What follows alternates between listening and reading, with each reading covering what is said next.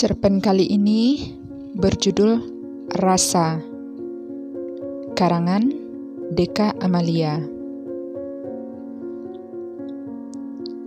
Apakah memilihmu sebuah kesalahan? Atau aku memang terlahir untukmu? Rabbi.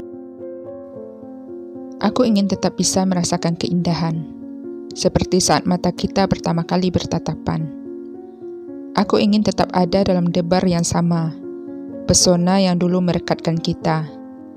Aku menyimpannya di sudut hati, tak membiarkannya padam, meski perciknya makin menjauh. Sepasang mata teduh yang menatapku mesra, dibelainya rambutku lalu dikecupnya hangat. Hatiku kerap mencair dan berharap ini tak berakhir. Rai, jangan pernah tinggalkan aku ya. Maafkan. Aku membutuhkanmu. Aku tadi masak, kita makan malam ya? Bisiknya mesra. Aku melihat wajah tampannya, kulitnya putih bersih, dengan alis tebal dan rambut hitam bergelombang. Aku menyukai garis senyumnya yang membuatku jatuh cinta. Dulu aku rasa senyum itu begitu tulus. Aku tenggelam dalam pelukannya, seolah tak ingin dilepaskan. Kamu masak apa?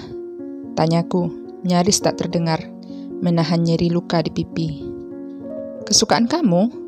Ayam goreng kecap dan capcay. Suka? Jelasnya. Siapa yang bisa menolak? Maka aku mengangguk. Ia tersenyum dan kembali memelukku.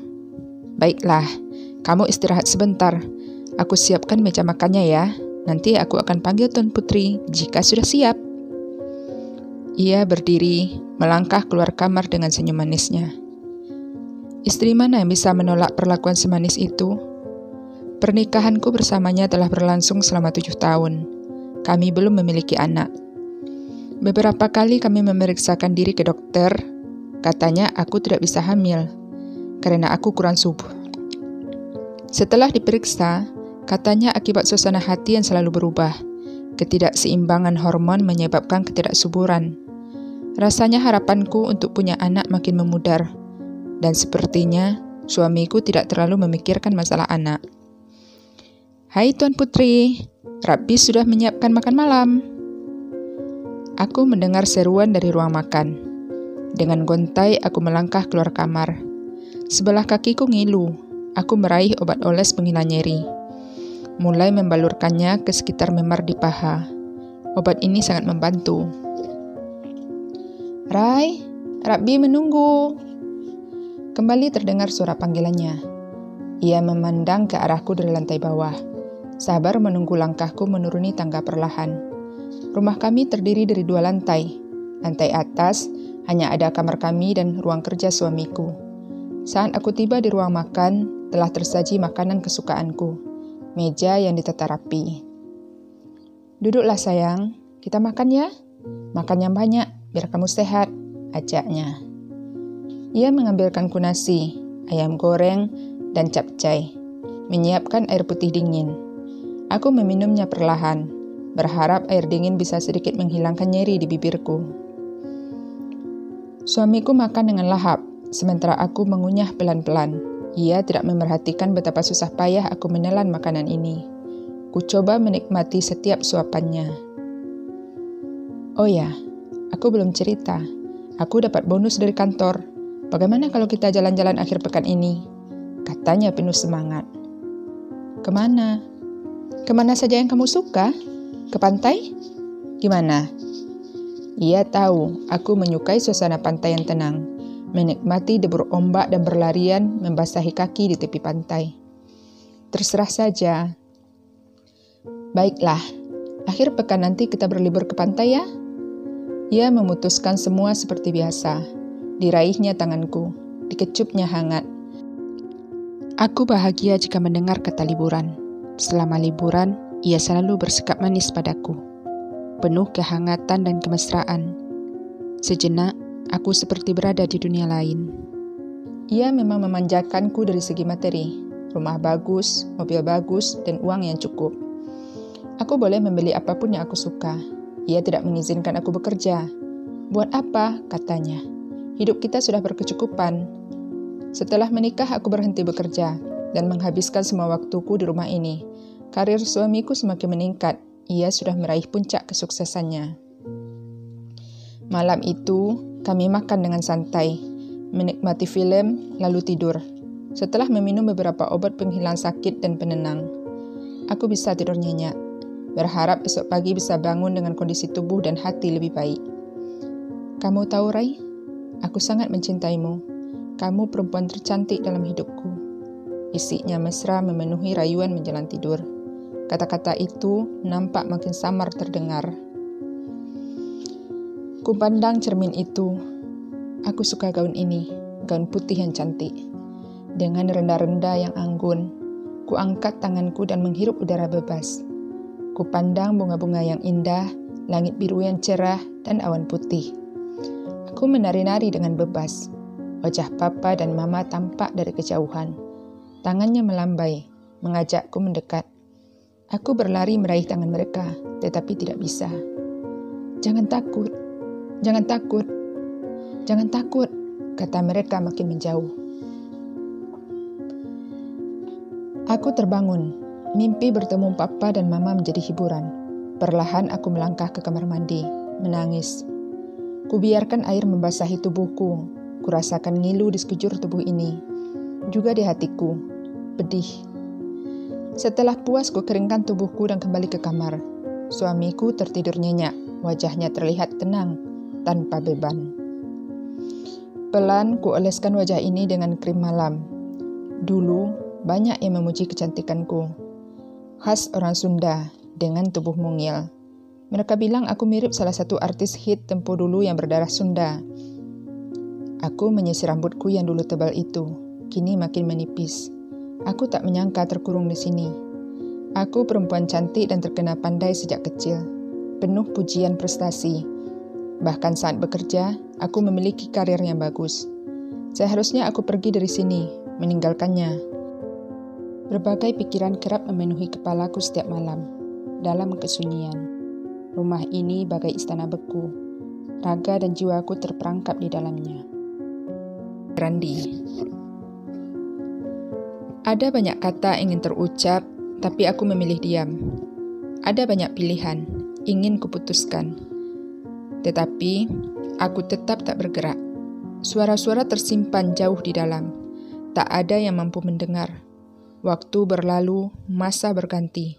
Tak kukenali lagi, siapakah lelaki yang ada di sampingku ini? Kami berkenalan saat masih muda belia. Ia tetangga di depan rumahku. Sering duduk sendirian di teras rumahnya. Wajahnya selalu murung. Awalnya kami tidak berteman, tetapi beberapa kali aku lewat dan kasihan melihatnya termenung. Ingin aku menghampiri, tetapi suara-suara keras dari dalam rumahnya membuatku mengurung niat itu. Rupanya orang tuanya sedang bertengkar. Hampir setiap hari mereka bertengkar hebat dan suara mereka terdengar hingga ke rumahku. Kadang terdengar berbagai benda keras berjatuhan di sela pertengkaran. Kami mulai saling bicara saat tak sengaja ia menolongku. Saat bermain sepeda dan aku terjatuh. Ia keluar pagar dan menolongku. Sejak itu kami sering bermain bersama. Ia temannya menyenangkan, walau tidak terlalu banyak bicara. Aku yang cerewet, bercerita ini itu. Dan ia pendengar yang baik, ikut tersenyum dan tertawa mendengar ceritaku. Dan aku bahagia melihatnya tersenyum, mendengar tawanya dan binar matanya. Seolah aku menghapus mendung dalam hidupnya. Aku tahu, ia tidak bahagia di tengah keluarga yang tidak harmonis. Aku beruntung memiliki keluarga yang hangat. Kami berteman sejak SD sampai SMP. Tidak lama setelah kami lulus SMP, ia pindah rumah dan aku sungguh merasa kehilangan. Kenangan masa kecil terus terbawa hingga aku sulit melupakannya. Nyatanya, ia pemilik hatiku. Rai, jangan membantah. Kau harus ikuti semua yang aku katakan. Diam. Bentaknya dengan tangan mengepal. Harusnya aku diam, mengikuti apa maunya. Tetapi setiap kali aku berusaha diam, setiap kali aku ingin membantah. Aku tidak membantah. Aku hanya minta izin bertemu teman kuliah. Apa itu salah? Sebentar saja. Dadaku sesak. Aku ingin keluar rumah sejenak. ingin bisa menikmati udara bebas. Randi melarangnya, paham? Kamu sudah keluar rumah minggu lalu dan itu cukup, bentaknya lagi. Mendengar nama itu disebut, seharusnya aku sadar untuk mengikuti apa maunya. Minggu lalu aku hanya ke rumah adikku. Jelasku masih mencoba membujuknya. Aku berharap ia melunak dan sedikit saja ada rasa kasihan kepadaku. Kamu tetap tidak mau mendengarkan apa kataku? Bentaknya makin keras. Aku minta izin sebentar saja, hanya makan siang bersama. Aku mohon. Aku masih berharap. Sekali ini ia mengizinkan aku pergi. Tak sadar air mataku menetes. Aku seperti merasa dikurung di rumah ini. Meski aku nyonya rumah, tetapi satpam yang menjaga di rumah ini tak mengizinkan aku keluar pagar tanpa izin suamiku. Apa mereka lebih penting dari suamimu? Mengapa masih ngotot jika aku larang? Aku tercekat menatap mata beringas itu. Mata yang sudah menemani sekian hari kelamku. Kamu memang bukan istri yang baik. Kamu nggak tahu diri. Semua sudah aku berikan, tetapi tetap saja kamu memikirkan orang lain. Aku makin tercekat dan ingin berlari tetapi terlambat. Ia mendekat dengan wajah menyeramkan. Aku menutup mataku dan pasrah. Ia mendorongku dengan kasar hingga aku terjatuh. Lalu ia mulai menarik rambutku. Terhuyung aku mengikutinya. Dibenturkannya aku ke tembok, lalu tangannya yang kekar mulai menghantam tiap bagian tubuhku. Aku tidak ingat berapa kali. Rasa sakit yang sulit diuraikan. Rasa ini sudah mati, hingga tak sanggup lagi berteriak. Setelah itu gelap. Saat tersadar, aku sudah ada di ruangan serba putih. Ruangan ini juga akrab sekali. Aku sering menginap di sini. Dokter yang merawatku juga sama. Ia teman baikku saat remaja dulu. Rai, ini yang terparah. Kamu harus meninggalkan suamimu. Kamu harus pergi, Rai. Biar aku membantumu ya. Kamu bisa mati jika bertahan. Aku terdiam. Luka di wajahku membuatku tak bisa berkata apa-apa. Suamimu sudah dibawa polisi. Aku menganjurkannya untuk dirawat. Kamu tenang saja dulu ya. Nanti pikirkan lagi jika kamu sudah sembuh. Lanjutnya dengan wajah prihatin. Terima kasih, Adi. Bisikku nyaris tak terdengar. Kakak! Nila, adikku masuk ke ruangan dengan menangis. Kak, aku tidak rela kakak diperlakukan seperti ini terus. Kakak harus berpisah. Tinggalkan dia, Kak. Aku tidak mau kehilangan kakak. Mataku membasah. Teringat kedua orang tuaku yang sudah tiada. Nila satu-satunya keluargaku. Telah lama ia memintaku bercerai, tapi aku tidak pernah mampu melakukannya. Maafkan kakak, bisikku tertahan. Aku melihatnya dari kejauhan. Sudah beberapa bulan ini kami tidak bertemu. Ia kini dirawat di rumah sakit jiwa di kota kami. Wajahnya tetap tampan. Ia terlihat rapi seperti biasa. Desir rindu tetap menguasai hatiku. Teringat pertama kali kami memutuskan menikah. Setelah terpisah di masa remaja, tak sengaja kami bertemu di sebuah seminar, saat kami sama-sama mewakili kantor tempat kami bekerja. Aku terpesona oleh Randi Rabbi Darmawan, terlebih sikapnya yang hangat dan santun.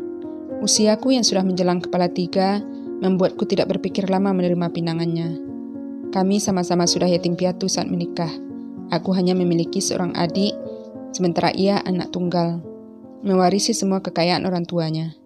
Aku tahu ia pun terpesona oleh penampilanku yang makin menarik di usia yang matang. Aku sudah tidak muda lagi. Aku kesepian, hidup sendirian. Kamu mau menemani aku selamanya? Mana mungkin aku menolak tatapan hangat dan dalam itu.